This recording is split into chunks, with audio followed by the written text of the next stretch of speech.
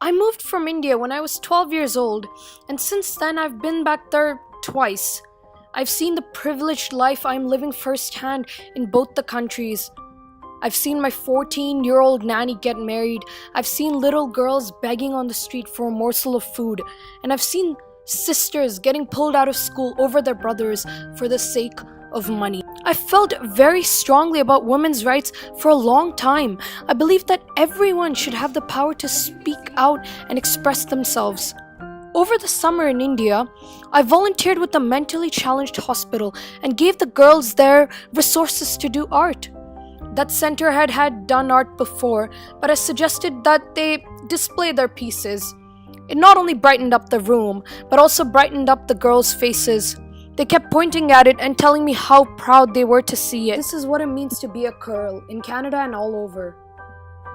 Recently, I participated in a United Nations pilgrimage competition and gave a speech on women's rights, and in the end I received a standing ovation from one of the judges. He told me that this topic was very dear to him because his daughter was in Africa building a school for girls.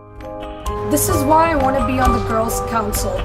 I understand the power of words and the mere confidence that can change the face of the world.